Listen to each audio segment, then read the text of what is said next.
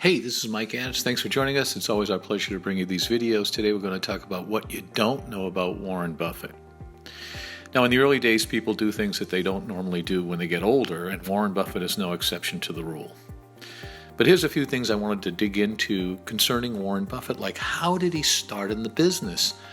How did he build millions of dollars in such a short period of time? Well, it's interesting to note that in 1954, Warren Buffett was making $12,000, which is equivalent to about $105,000 today. So he was paid $12,000 a year working for his mentor, Ben Graham. The average income back in 1954 was $3,000, so Buffett was making like 4 times more than the average American was making. After taxes, the average American at 25% was making about $2,366 net. That was back in 1954. According to my estimates, Warren was making about $10,000, so he was making about 5 times more than the average income. That's important to note. He also started off with $174,000 in cash. So back in 1954, he had $174,000 in cash before he even started his funds, and he opened up 7 funds. This does not include his house or stocks or anything else. I'm just talking about cash. So his cash in today's dollars were equivalent to about $1.6 million. Even though he only invested $100 in each one of his funds, and his first fund had $105,000 in family money. So that $105,000 in today's dollars is worth several $100,000. I need to know all these things about how Buffett got rich, so I did some research on the subject. Even though I read the book Snowball, which is more of kind of like an autobiography on Buffett. It was approved by him, so I'd recommend that you read the book Snowball because it goes into detail. So for now, let's just look at, again, what is important when it comes to Warren Buffett. And the important thing is to know this, that Warren had 7 funds, and the actual dollar amount in those 7 funds was $585,000 back in the 50s, 56, 57, 58. Therefore, he started with $5.2 million in today's dollars. Why is this important? Because he didn't start off poor. Most of Buffett's funds were obtained through friends or people that he knew. Don't forget, he was a stockbroker for his dad. He worked for his dad, who was also a congressman. So his dad had an impeccable reputation out there in the world. So one of his funds that he raised $120,000 from one investor named Homer Dodge, a physics professor. Now, how the physics professor came up with $120,000 in 1956, he must have been a great saver. That's almost equivalent to $937,000 in today's dollars. So just one of his 7 funds had almost $1 million.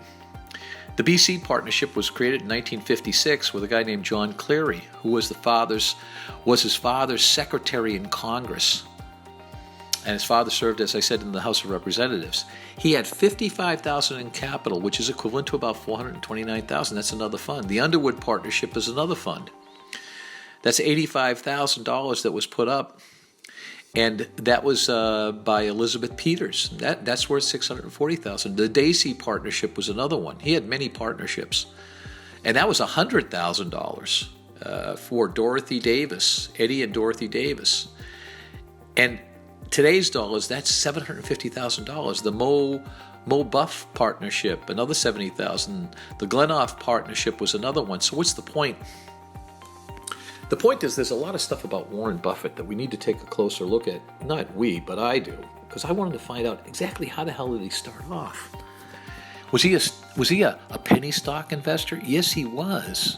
He did. He loved investing in cheap stocks at discounted prices, which at the time were bargains. He made a vast fortune buying penny stocks and day trading. Buffett was investigated by the Securities and Exchange Commission in 1974 through 1976 for manipulating the price of a penny stock called Wesco. He and Charlie Munger bought shares at a higher than necessary price. Buffett did this as he was buying the company, and he made a promise to a shareholder that he would keep the price above a certain price. He sort of admits that he did this wrong, but it didn't affect his reputation. One of his companies had to pay $115,000 in fine.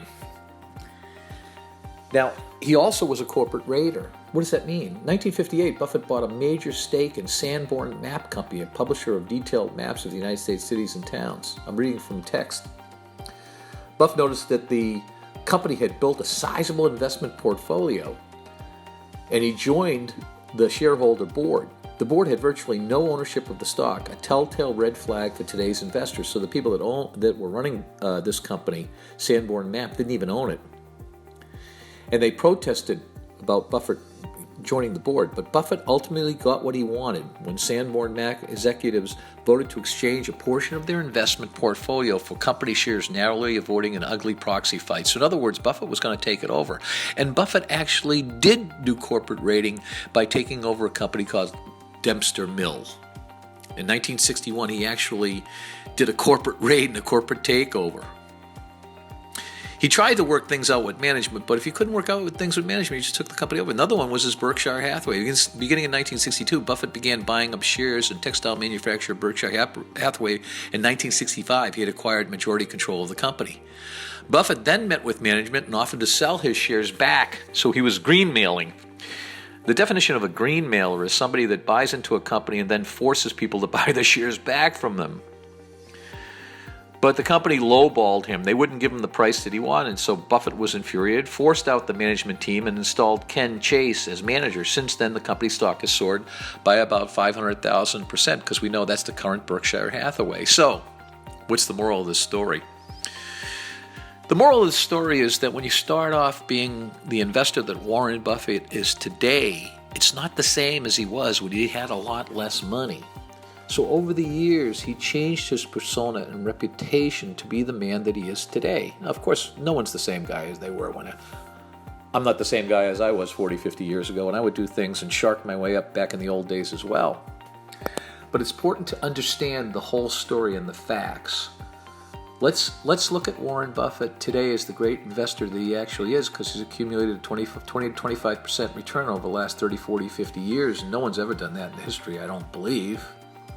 As long as he has, and some of the theories that he has and the rules that he lives by are outstanding, and we should also take a closer look at what he's doing today. But let's not forget the fact that Warren started off a little different than most people understand, that he started off with nothing, and that's not the case. He was a multimillionaire, a corporate raider, and a penny stock trader in order for him to move his way up and accumulate enough capital so he could become the investor that he is today. It's Mike Addis. Thanks for joining us on this video. It's always our pleasure. Don't forget to hit that subscriber button. We want you to subscribe. We're going to keep new videos coming all the time. Our goal is to hit 100 videos. We have 52 right now, and it's the middle of November 16th. Thanks again. Hit the subscriber button, please. Don't forget to comment. See you on the next video.